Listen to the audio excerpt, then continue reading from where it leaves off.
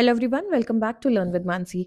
UGC NET law की exam dates आ चुकी हैं। 31 दिसंबर से 7 जनवरी के बीच आपका एग्जाम होगा। हम अभी पढ़ रहे हैं ज्यूरिस्प्रूडेंस, ये होगा पार्ट 1। इससे पहले हम फैमिली लॉ के सारे क्वेश्चंस जो पिछले 10 पेपर्स में आए हैं 2019 से 2025 तक, उन्हें प्रॉपर डिटेल में विद कॉन्सेप्ट 4 पार्ट्स में पढ़ चुके हैं। आपने नहीं देखा हो तो उन्हें ज़रूर देखना। प्लेलिस्ट का लिंक डिस्क्रिप्शन बॉक्स में दिया हुआ है, ठीक है। Okay, this is a little bit about me. अगर आप हिस्ट्री से रिलेटेड या जीएस से रिलेटेड कुछ भी पढ़ना चाहते हैं then do subscribe to my other channel, learn with Mansi history के नाम से है। इसका भी लिंक डिस्क्रिप्शन में दिया हुआ है। टेलीग्राम ज्वाइन कर लेना। जो भी टॉपिक हम फिनिश कर लेते हैं, जैसे फैमिली लॉ हमने कर लिया है, तो उसकी पीवाईक्यू, उसकी पीडीएफ आपको वहां पे मिल जाएगी। प्लस रेगुलर अपडेट्स भी वहां मिलते हैं। सेम इज फॉर इंस्टाग्राम, आप हमसे वहां भी कनेक्ट कर सकते हैं। अगर आपको लेक्चर हेल्पफुल लगता हो then do like, share and subscribe. कोई भी डाउट हो कमेंट करना, किसी क्वेश्चन के किसी आंसर में या कुछ भी प्रॉब्लम हो कमेंट करना। एंड अगर हेल्पफुल लगे देन डू हाइप इट। आगे बढ़ते हैं, पहला क्वेश्चन देखते हैं। The law of every modern state shows as to 1,000 points the influence of both the accepted social morality and wider moral ideas. These influences enter into law either abruptly and avowedly through legislation or silently and piecemeal through the judicial process. Who said this? Now, before we proceed, I want to say this. Jurisprudence के questions में देखो theory है। बैराक नाम की कोई चीज नहीं है। आपको ये थ्योरी पढ़नी पड़ेगी, कॉन्सेप्ट समझने पड़ेंगे और उस हिसाब से क्वेश्चंस होंगे। इसमें बहुत ज्यादा दिमाग लगाने वाला अलग से कुछ नहीं है, याद ही करना पड़ेगा और कुछ सोल्यूशन नहीं है, ठीक है। तो हम क्या करेंगे, हम यहाँ पे क्योंकि इन डेप्थ बहुत कॉन्सेप्ट में नहीं जा सकते, but what we will do is जो भी हमारा ऑप्शन है और जो बाकी 3 ऑप्शंस भी हैं हम उनको शॉर्ट में डिस्कस करते चलेंगे कि आपको एक अच्छा कॉन्सेप्चुअल क्लैरिटी आ जाए। हालांकि अगर आपको टाइम अलाउ करता है, आपके पास इतना टाइम है, देन आप ऑनलाइन कोई भी अच्छा रिसोर्स यूज करके एक बार ज्यूरिस्प्रूडेंस शॉर्ट में थ्योरी देख लो ताकि आपको एक बेसिक अंडरस्टैंडिंग और अच्छे से आ जाए, ठीक है। आगे बढ़ते हैं। हमसे पूछा ये बात किसने कही है। अब पूरा एक साथ पढ़ोगे तो आप कंफ्यूज होगे, बट बेसिकली देखो यहाँ सोशल मॉरालिटी दिख रहा है, ठीक है। एंड दिख रहा है कि उसका इन्फ्लुएंस एंटर करता है लॉ में। तो हमें ये याद रखना है कि किसने ये बात कही है कि सोशल मॉरालिटी मॉरालिटी का इन्फ्लुएंस ऑन लॉ। ऑप्शन है बेंथम, ग्रे, हार्ट या Korkunov. Correct option is Hart, C. He analyzed complex interaction between law and morality while still maintaining a conceptual distinction between them. तो heart normally positivist है, वो separation of law and morality की बात करते हैं, but वो उनके complex interaction की भी बात करते हैं, मेंटेनिंग कि हाँ एक इफेक्ट आता है, सप्लीमेंट्री कॉम्प्लीमेंट्री इफेक्ट आता है, ठीक है। हार्ट ने बुक कौन सी लिखी थी, कॉन्सेप्ट ऑफ लॉ, 1961 में। He is a positivist. He defines legal system as a union of primary rules, यानी rule of conduct imposing duties and secondary rules about how to create, change and apply primary rules. Secondary rules कौन कौन से हैं? Rule of recognition, आप identify कैसे करोगे valid laws को, rule of change, how laws are made और altered, and rule of adjudication, how disputes are decided. In short बोले तो हार्ट एक पॉजिटिविस्ट है जो separation of law and morality की बात करते हैं, बट वो उस कॉम्प्लेक्स इंट्रैक्शन को एनालाइज करते हैं इन दो चीज़ों के बीच में कि डिस्टिंक्ट हैं बट इनके बीच में कॉम्प्लेक्स इंट्रैक्शन जरूर है, एक लिंक जरूर है, ठीक है। ओके, लॉ एंड मॉरालिटी पे इनकी सेपरेबिलिटी थीसिस है। Accepts legal systems often incorporate moral standard, जबकि वो मानते हैं कि ये दो डिस्टिंक्ट हैं, रहने चाहिए, बट वो ये एक्सेप्ट करते हैं कि अक्सर लीगल सिस्टम में मॉरल स्टैंडर्ड्स का इम्पैक्ट आता है। जो इस क्वेश्चन में देखो लिखा है कि influences enter into law either abruptly और अबाउटली थ्रू लेजिस्लेशन, साइलेंटली या piecemeal through the judicial process, कि इन तरीकों से मॉरल्स का इन्फ्लुएंस आता है। तो ये याद रखना कौन है, हार्ट, ठीक है। आगे बढ़ते हैं। The liability has been defined as the bond of necessity that exist between the wrongdoer and the remedy of the wrong. ये किसने कहा है? ऑस्टिन, बेंथम, सैलमन या हॉलैंड। किसने लाइबिलिटी को डिफाइन किया है? कैसे? एक नेसेसिटी का बॉन्ड किन के बीच में? जो रॉन्ग डूअर है, जिसने गलत काम किया है, और जो भी रेमेडी है उसकी। इसका करेक्ट आंसर है सी, सैलमन। उन्होंने कहा था once a wrong is committed the law necessarily connects the wrongdoer to legal consequences such as damages और पनिशमेंट। सिंपल सी बात है, अगर आपने कुछ गलत किया है, रॉन्ग डूअर जो है उसका कनेक्शन है जो भी उसकी लीगल रेमेडी होगी उससे, ठीक है, तो उसको वो कॉन्सिक्वेंस भुगतना पड़ेगा। ये बात किसने कही थी? सैलमन ने, ठीक है। अ लीगल पर्सन को किसने डिफाइन किया है? ठीक है, is any subject matter other than a human being to which law attributes personality. ये स्टेटमेंट किसका है? तो बेसिकली लीगल पर्सन किसने डिफाइन किया? कल को आपसे कोई ये भी पूछे तो आंसर सेम होगा। ये कहा गया कि ह्यूमन बीइंग तो है ही, बट लीगल पर्सन हर वो सब्जेक्ट मैटर है जिसको लॉ एक पर्सनालिटी एट्रीब्यूट करता हो। ऑप्शन है ब्लैकस्टोन, सैलमन, हॉलैंड या बेंथम। इसका correct answer is B, Salmond. इन्होंने कहा था law can treat non human entities as persons when it chooses to give them rights and duties just like humans. अगर कोई ऐसा एंटिटी है जो ह्यूमन नहीं है, इंसान नहीं है, बट लॉ उसको एक पर्सन की तरह ट्रीट कर सकता है जब वो उसे राइट्स और ड्यूटीज दे। इसको आप अपने इंडियन लॉ में भी देखते हो, कंपनीज हो गई, यूनिवर्सिटीज हो गई, ट्रस्ट हो गई, अब ये कोई ह्यूमन बीइंग नहीं है, राइट, बट उसके पास पावर्स भी हैं, उसके पास राइट्स भी हैं और ड्यूटीज भी हैं, उसको हम पर्सन की तरह देखते हैं लॉ में, ठीक है। तो ये बात किसने कही थी? सैलमन ने, लीगल पर्सन को डिफाइन करते हुए, ठीक है। आगे बढ़ते हैं। मैच दी फॉलोइंग है। अब इनको आपको याद रखना है कौन सा स्कॉलर किस स्कूल से रिलेटेड है। यहाँ पे नाम दिए हैं बेंथम, पुश्ता, हर्बर्ट स्पेंसर या फिर ग्रे, और स्कूल्स हैं historical school, sociological, analytical and realist. और ये कुछ कॉम्बिनेशंस दिए हैं, यू हैव टू टेल कौन सा किस स्कूल से रिलेटेड है। आंसर देखते हैं। ऑप्शन इज ए, वो करेक्ट है। बेंथम जो है वो एनालिटिकल स्कूल की बात करते हैं, Puchta is from historical school, Herbert Spencer sociological and Gray is from realist. कौन से स्कूल्स क्या है ये आगे क्वेश्चंस में हम कवर कर ही लेंगे, ठीक है। Next is possession through an agent और servant is an example of. अगर किसी के पास पोजीशन है किसी चीज का थ्रू एन एजेंट और सर्वेंट, तो वो किसका एग्जाम्पल होगा? कॉर्पोरियल, इनकॉर्पोरियल, मीडिएट या इमीडिएट। अगर आपने फैमिली लॉ के क्वेश्चंस किए हैं तो आप याद करो ये टर्म वहां पे आया था। ये मैं इस सेंस में कह रही हूँ आपने कुछ और ना किया हो, सिर्फ पिछले 4 लेक्चर किए हो, तो आपको पता है कि कॉर्पोरियल टैंजिबल फॉर्म में होगा, इनकॉर्पोरियल इंटैंजिबल चीजों के पोजीशन को लेके होगा, ठीक है। हमसे पूछा है पोजीशन है हमारे पास बट थ्रू एन एजेंट और सर्वेंट। इमीडिएट तो नहीं होगा, कॉमन सेंस से अगर सोचो कि इमीडिएट पोजीशन का सुनने में क्या लग रहा है, मेरे हाथ में है वो चीज, डायरेक्ट कंट्रोल में, बट यहाँ क्लियरली लिखा है थ्रू समवन, तो इमीडिएट तो मुश्किल ही लग रहा है। मीडिएट कॉमन सेंस के हिसाब से सही साउंड करता है कि बीच में कोई मीडिएटर है, किसी के थ्रू है मेरा कनेक्शन वहां पे। और कॉर्पोरियल और इनकॉर्पोरियल तो बात करता है कि चीज क्या है, टैंजिबल है, यानी जैसे कोई चीज जिसे हम फील कर सकते हैं, कोई मटेरियल आइटम है, जैसे लैंड हो गया फॉर एग्जाम्पल, या इनकॉर्पोरियल है, कोई ऐसा राइट है, कोई ऐसी चीज है जो हम टच नहीं कर सकते, ओके, मटेरियल पोजीशन नहीं है। इसका correct answer is C.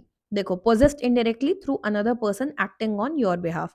Corporeal क्या था? Possession of tangible physical objects, ठीक है। इनकॉर्पोरियल इंटैंजिबल राइट्स जो हो गए आपके, ठीक है। इमीडिएट में डायरेक्ट कंट्रोल होना चाहिए, थिक चीज आपके कंट्रोल में पर्सनली होनी चाहिए। तो अगर किसी और के थ्रू आपके पास पोजीशन है तो उसे मीडिएट पोजीशन कहते हैं, ठीक है। आगे बढ़ते हैं।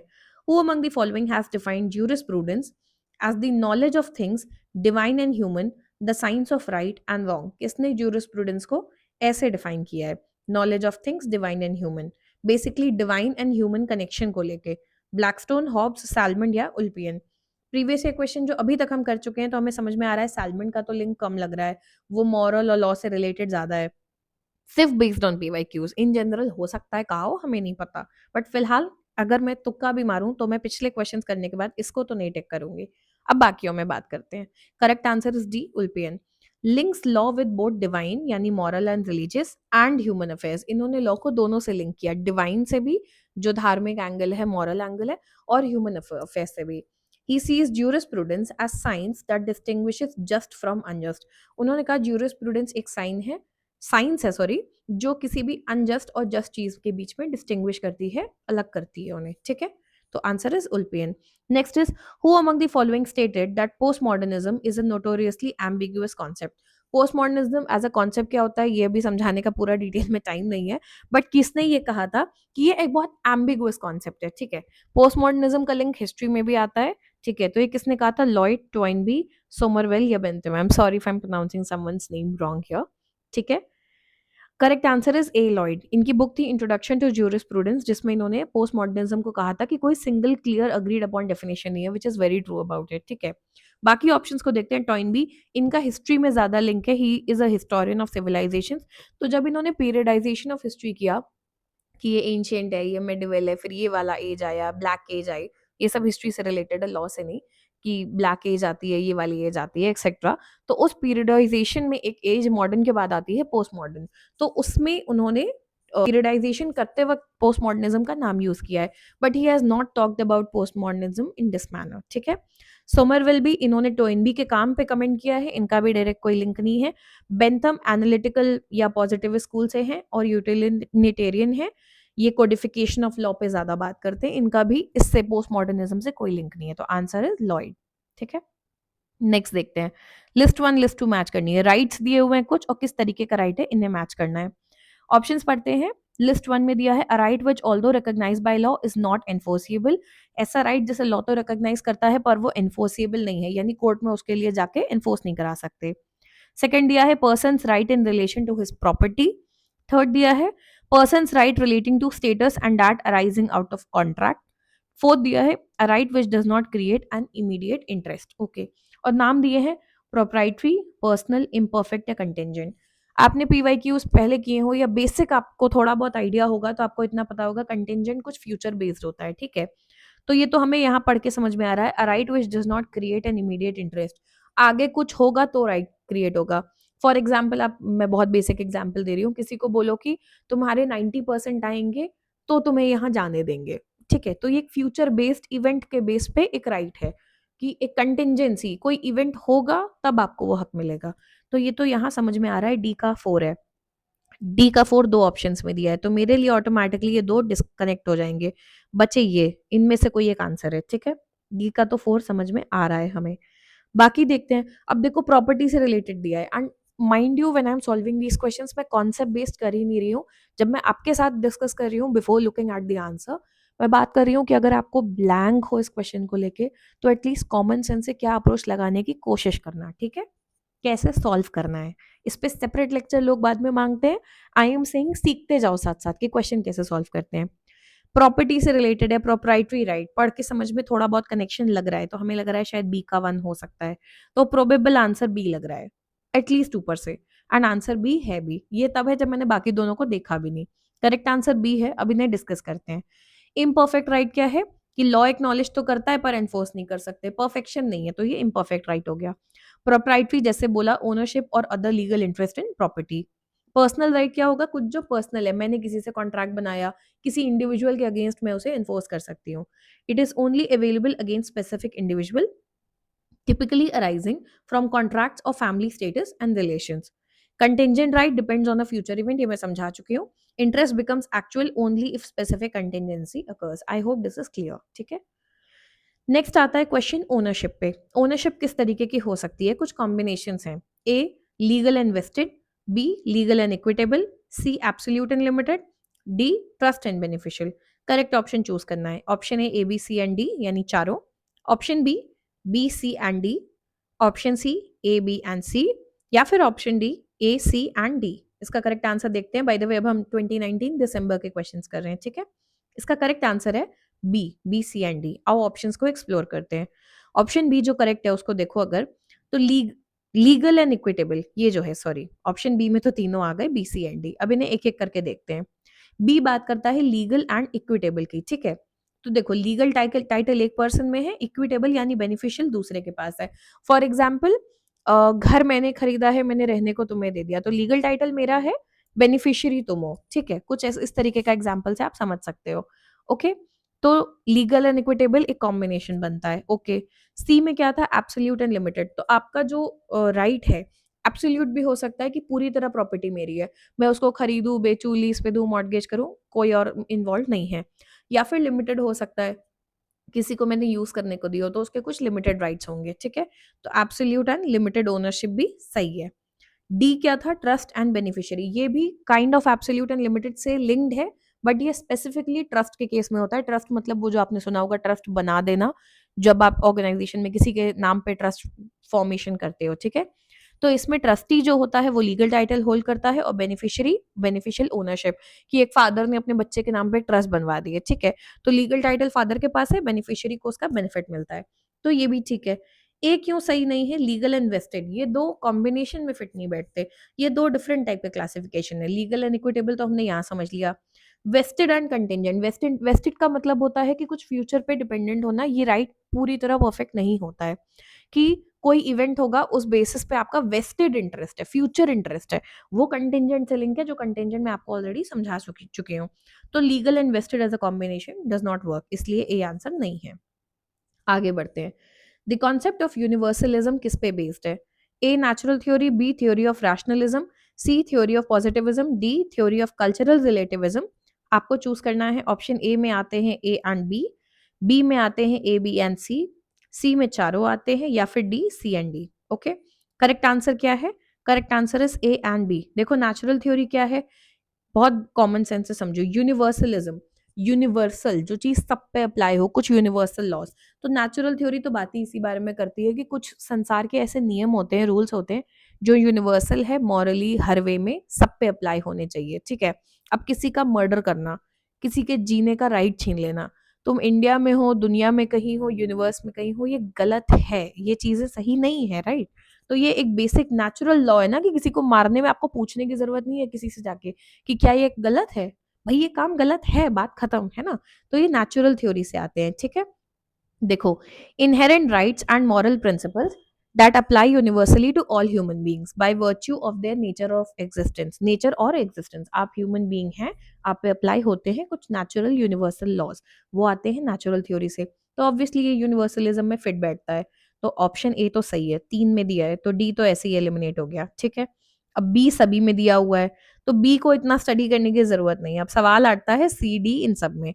ओके, पर बी में क्या था? Rationalism, innate capacity of reason in humans. Humans के अंदर एक इनहेरेंट कैपेसिटी होती है कि वो रीजन, लॉजिक का इस्तेमाल कर सकते हैं, दिमाग है उनके अंदर, लॉजिक लगा सकते हैं। ठीक है, तो वो भी यूनिवर्सलिज्म से रिलेटेड है। पॉजिटिविज्म की बात करें, law is created by human enactment और agreement, rejects the idea of inherent universal morality. Positivism completely opposite है, वो कह रहे हैं कि लॉ इंसान का बनाया हुआ होता है, एक ह्यूमन एनैक्टमेंट है, अग्रीमेंट है, कोई यूनिवर्सल मॉरलिटी को फेवर नहीं करते ये। और ये बात करते हैं लॉ आता है सोवरेन की अथॉरिटी से, तो ये तो कहीं से यूनिवर्सलिज्म से लिंक ही नहीं है। तो इसलिए सी आंसर में नहीं होगा। सी नहीं होगा तो ऑटोमेटिकली ये दोनों एलिमिनेट हो जाएंगे। तो आंसर बचा ए। अभी हमने डी को देखा भी नहीं और हम आंसर पे पहुंच चुके हैं। डी को देखते हैं, कल्चरल रिलेटिविज्म। नाम से थोड़ा बहुत अगर सोचोगे तो लग रहा है कि कल्चर से रिलेटेड कुछ बात हो रही है, तो फिर ये यूनिवर्सल कैसे हो सकता है? It contradicts universalism. Moral and legal norms are culturally bound and vary from society to society. इनका कहना है कि जो नॉर्म्स होते हैं, समाज के रूल्स होते हैं, हर कल्चर में, हर सोसाइटी में अलग अलग होते हैं। तो ऑब्वियसली ये यूनिवर्सल साउंड ही नहीं कर रहा है। तो answer is A and B. Next देखते हैं, consider the following statements and point out which statement are related to positivism. Positivism से जुड़ा हुआ क्वेश्चन है, कौन से इससे लिंक है? Option A, laws are command, law एक कमांड है। Option B, analysis of legal concept is distinct from sociological and historical analysis. Option C, decisions can be deducted logically with recourse to morality. Option D, law as it is has to be kept separate from what law ought to be. Okay, correct combinations देख लो, इनमें से एक answer है। देखो answer is B, A B and D. अब समझते हैं क्यों। ए क्या बोल रहा था? Laws are command. तो देखो बात सही है, ऑस्टिन की कमांड थ्योरी थी जिसमें क्लियरली कहा था लॉ, अभी हमने पढ़ा था ना पॉजिटिविज्म में, एनालिटिकल जो स्कूल था, कि सोवरेन जो है, जो लॉ बनाते हैं वही लॉज हैं, वो ऑर्डर्स हैं, और वो एक कमांड है, एक हुक्म है, उसे फॉलो करना होगा। तो ए बिल्कुल सही है। बी क्या बात करता है? Analysis of legal concept is distinct from sociological and historical analysis. ये लोग ऑलरेडी बात अलग ही करते हैं ना, लॉ मोरालिटी से अलग है, हिस्ट्री से अलग है। तो कंसेप्चुअल एनालिसिस ऑफ लॉ अलग है हिस्ट्री और सोशियोलॉजिकल एनालिसिस से। ये बात बिल्कुल सही बोली है according to positivism. Statement D क्या था? कि लॉ एज इट इज, जो लॉ है वैसा है, उसको सेपरेट रखना चाहिए, कि लॉ ऑट टू बी, यानी लॉ कैसा होना चाहिए। एक बात तो होती है जो चीज है सो है, वर्सेस ये चीज होनी कैसी चाहिए थी। तो इनका कहना है इन दो बातों को अलग रखना चाहिए। ठीक है, यानी कि सेपरेशन थीसिस बोलते हैं इसे, कि descriptive study of what it law is, law क्या है उसकी स्टडी, जो मॉरल क्वेश्चन है कि लॉ क्या होना चाहिए, इससे अलग रहना चाहिए। ये बात भी पॉजिटिविज्म में ठीक बैठती है। सी क्यों गलत है? सी में बोला decisions can be deducted logically with recourse to morality. Very clearly हमने पढ़ा, इनका मोरालिटी और इन सबसे ज्यादा लिंक कुछ है नहीं। पॉजिटिव स्कूल अलग करता है लॉ और मोरालिटी को, इसलिए ये स्टेटमेंट गलत है।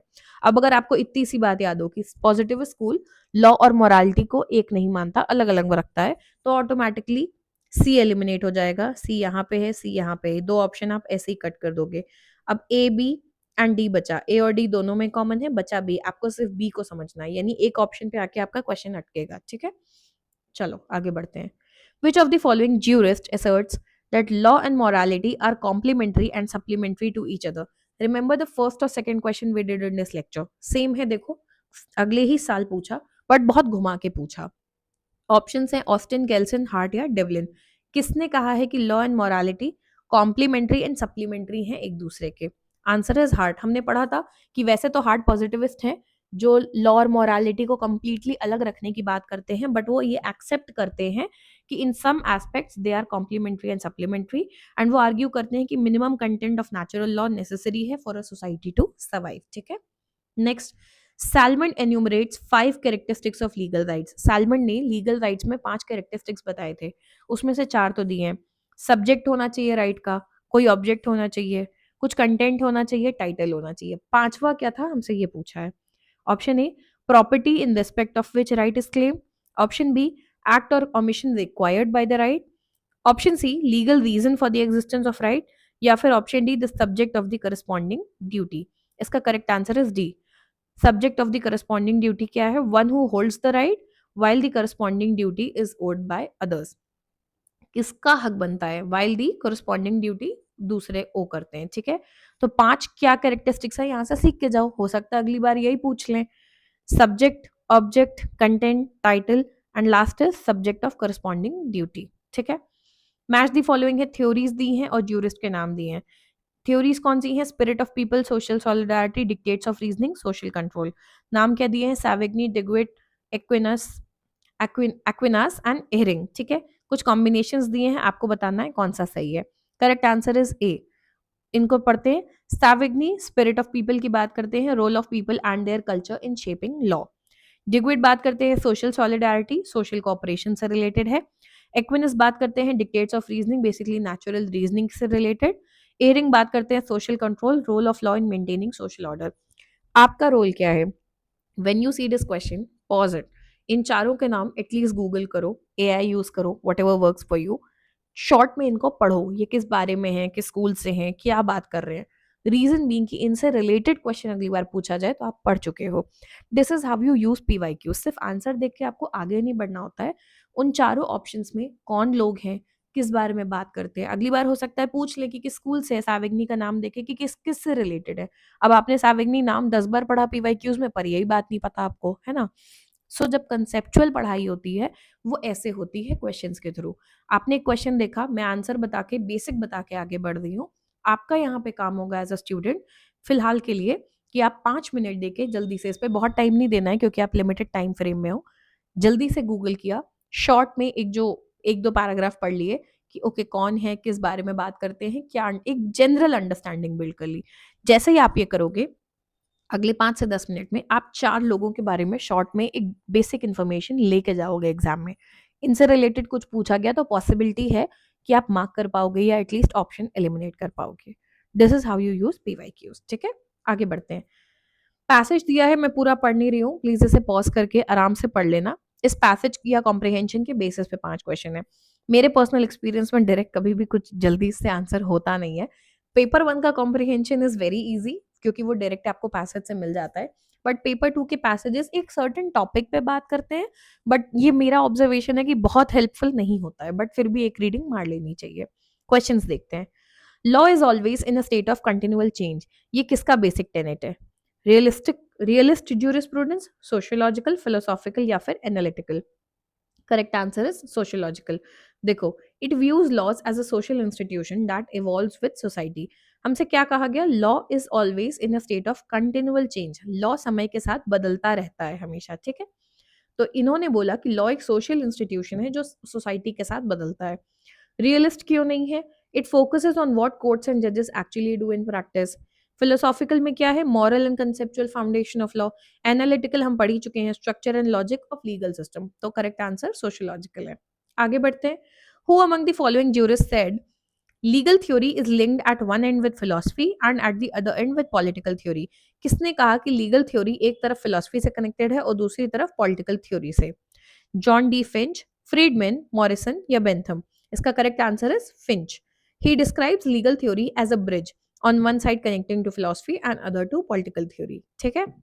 Next, law must remain free from social sciences, metaphysical, ethical and moral elements. ये थ्योरी किसने दी? ऑस्टिन, पाउंड, केल्सन या सैलमन? इसका करेक्ट आंसर इज केल्सन। इनकी थ्योरी थी प्योर थ्योरी ऑफ लॉ। इसमें इन्होंने आर्ग्यू किया कि लीगल साइंस जो है should study law as a system of norms separate from sociology, politics, morality, metaphysics, etc., so that it remains a pure normative science. Okay, ये एक pure normative science रहे, इसलिए इसको सोशल साइंसेस मोस्टली क्या होते हैं, यही हिस्ट्री, पॉलिटिकल साइंस एक्सेट्रा, इनसे सेपरेट रखना चाहिए। ठीक है, नेक्स्ट क्वेश्चन देखते हैं। As the science of law और philosophy of law emerged, which of the following approach came into existence? जैसे जैसे साइंस ऑफ लॉ या फिलोसफी ऑफ लॉ इमर्ज हुई, कौन सी अप्रोच एग्जिस्टेंस में आई?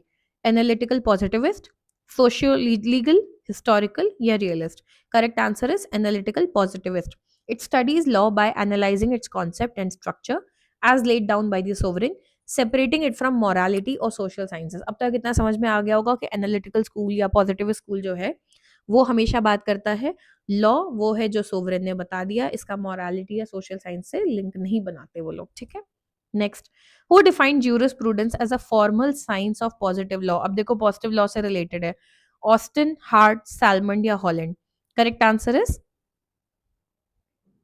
हॉलैंड। देखो, he emphasized jurisprudence is a scientific and systematic study of the fundamental principles of law as it exists, law जैसा है वैसा, rather than the moral और natural aspects of law। इससे भी रिलेटेड देखो एक ऑप्शन देख चुके हो पहले। ठीक है, the real relation of jurisprudence, ये जून 2020 का क्वेश्चन है। Real relation of jurisprudence to law depends not upon what law is treated but how law is treated. ये बात किसने कही थी कि रियल रिलेशन ज्यूरिस्प्रूडेंस का लॉ से इस पे है, not upon what law is treated, इस पे नहीं कि लॉ किस पे ट्रीट किया जा रहा है, बट लॉ को कैसे ट्रीट किया जा रहा है। गिर्क, ग्रे, रॉल्स या डिग्विट? इसका correct answer is Gray. He emphasize the importance of how law is interpreted and applied. किसके ऊपर कर रहे हो इससे ज्यादा कैसे कर रहे हो इस पे मैटर करता है। Next, which of the following duties have been included by Austin in the category of absolute duties? Austin किस स्कूल से हैं? पॉजिटिविस्ट। एब्सोल्यूट ड्यूटीज में वो किस किस चीज को इंक्लूड करते हैं? Option A, duties owed to persons indefinitely. Option B, self regarding duties. Option C, duties owed to the sovereign. Option D, duties owed to parents. Correct combination choose करना है आपको यहाँ पे। Answer is A B and C only. देखो Austin ना duties को दो में डिवाइड करते हैं, relative and absolute. Relative duties होती हैं जो आप स्पेसिफिक डिटर्मिनेट पर्सन के अगेंस्ट होती हैं, की तरफ होती हैं, सॉरी, जैसे कि आपकी ड्यूटी टुवर्ड्स योर पेरेंट्स। तो ये तो ऑप्शन डी है, तो ऑटोमेटिकली एलिमिनेट हो गया, इसीलिए आंसर ये है। एब्सोल्यूट ड्यूटीज क्या होती हैं? That do not correspond to a specific persons right, जैसे कि duties owed to persons indefinitely, self regarding duties, duties owed to the sovereign. Okay, next question, the movement of progressive societies has hitherto been a movement from status to contract। ये statement किसने दी थी? Savigny, Puchta, Maine या Burke? Next, इसका answer है option C, Maine. Sir Henry Maine ने book लिखी थी एंशिएंट लॉ 1861 में। इन्होंने कहा था जैसे जैसे सोसाइटी इवॉल्व होती है, they move away from fixed positions यानी कि स्टेटस टुवर्ड्स वॉलेंट्री अग्रीमेंट्स यानी कि कॉन्ट्रैक्ट। बाकियों को देखें, सावेग्नी हिस्टोरिकल स्कूल से हैं, पुक्टा फॉलोअर ऑफ सावेग्नी थे, बर्ग जो है वो कंजर्वेटिव थ्योरिस्ट हैं। ठीक है, नेक्स्ट क्वेश्चन देखते हैं। क्रोनोलॉजी में अरेंज करना है बुक्स को, वो जिस ऑर्डर में आई हो। Province of jurisprudence determined by Austin, concept of law by heart, province and function of law by Julius stone, nature of judicial process by Benjamin Cardozo, anatomy of law by Fuller. अब इसको ये भी याद रखो, आपको इस समय ये याद होना चाहिए किसने बुक लिखी थी, कौन सी, किस ईयर में आई थी। ठीक है, क्योंकि हो सकता है अगली बार क्रोनोलॉजी ना देके आपको बुक का नाम दे दें और पूछें लिखी किसने थी, या स्कॉलर का नाम दे दें और 4 किताबें दे दें, तो आपको वो आइडेंटिफाई करना आना चाहिए। ए देखो सब में है, तो ए पे तो दिमाग मत लगाओ, बाकियों को याद रखना। ठीक है, आंसर इज सी। देखो ऑस्टिन, यहाँ पे पीछे कॉम्बिनेशंस कुछ गलत दिए हुए हैं मेरे हिसाब से, इसका मेरे आंसर की के अकॉर्डिंग सी दिया है क्योंकि वो सबसे क्लोजेस्ट है, बट मेरे हिसाब से क्रोनोलॉजी ये होनी चाहिए। देखो ऑस्टिन ने लिखी थी प्रोविंस ऑफ ज्यूरिस्प्रूडेंस डिटरमाइंड 1832 में, कार्डोजो ने नेचर ऑफ जुडिशियल प्रोसेस 1921 में, स्टोन ने province and function of law 1946 में, हार्ट ने कॉन्सेप्ट ऑफ लॉ 1961 में, एंड फुलर ने एनाटॉमी ऑफ लॉ 1968 में। तो मेरे हिसाब से करेक्ट क्रोनोलॉजी ये होगी। ठीक है, नेक्स्ट देखते हैं। Which of the following statement describes the relationship between law and morality among non positive legal theorist? Non positive जो पॉजिटिविस्ट नहीं है, उन लीगल थ्योरिस्ट के हिसाब से relationship between law and morality. Option A, law is always in advance of moral ideas. Option B, morality is generally in advance of law। Option C, law is inextricably bound up with morals। या फिर D, there is no relationship between law and morality। इतने questions करके इतना तो समझ गए हो कि लॉ एंड मोरालिटी में रिलेशनशिप नहीं है, ये बात पॉजिटिविस्ट वाले कहते हैं। हमसे पूछा है नॉन पॉजिटिव, तो ये तो नहीं होगा। लॉ मॉरल आइडिया से आगे चलता है, ऐसा भी कोई नहीं कह रहा। मोरालिटी लॉ आगे चलती है, ये भी नहीं। बेस्ट आंसर इज सी, कि लॉ और मोरालिटी बाउंड है एक दूसरे से। करेक्ट आंसर भी वही है। तो नॉन पॉजिटिविस्ट या जो नेचुरल लॉ के थ्योरिस्ट हैं, वो रिजेक्ट करते हैं strict separation between law and morality, जो कि पॉजिटिविस्ट वाले सपोर्ट करते हैं। ये लोग आर्ग्यू करते हैं that valid law is deeply connected with moral principles and immoral law is not a true law. इसके लिए मैक्सिम भी है लेक्स इनजस्टा नॉन एस लेक्स, कि अगर लॉ इमोरल है तो वो सही में ट्रू लॉ है ही नहीं। ठीक है, we are done with part 1 here. इसके 2 से 3 पार्ट और आएंगे। ज्यूरिस्प्रूडेंस से पहले के टाइम में बहुत क्वेश्चंस पूछे जाते थे, अभी भी अच्छे खासे सवाल आते हैं। थ्योरी थ्योरी का है, अलग से बहुत कुछ नहीं कर सकते, तो एटलीस्ट पीवाईक्यूज करके जाना। और क्वेश्चंस लगाते लगाते आधा घंटा एक्स्ट्रा देके जिन स्कॉलर्स के नाम यहाँ पे देख रहे हो उनको गूगल करते जाओ, शॉर्ट में उनके बारे में पढ़ते जाओ, कौन सा किस स्कूल से है, कौन सी फेमस बुक उसने लिखी है और कौन सी थ्योरी दी है। एटलीस्ट उतना पढ़ के जाओ, मोस्टली उन्हीं से लिंक क्वेश्चन आते हैं। कुछ 8-10 स्कॉलर हैं जिन पे रिपीटेटिव क्वेश्चन ज्यादा आते हैं। Reason I am saying this is, हो सकता है 10 सवाल आए, आप 10 के 10 ना कर पाओ, पर आप 5-6 आराम से कर लोगे अगर आप पीवाईक्यूज अच्छे से करके जाते हो। ठीक है, टेलीग्राम ज्वाइन कर लेना, लेक्चर्स होने के बाद आपको पीडीएफ वहां पे मिल जाएगी। Do subscribe to my other channel, Instagram पे कनेक्ट कर सकते हो। सब्सक्राइब करना चैनल को if this is helpful for you. कोई डाउट हो कमेंट करना, and please do hype if this is helpful. Thank you, see you, bye bye.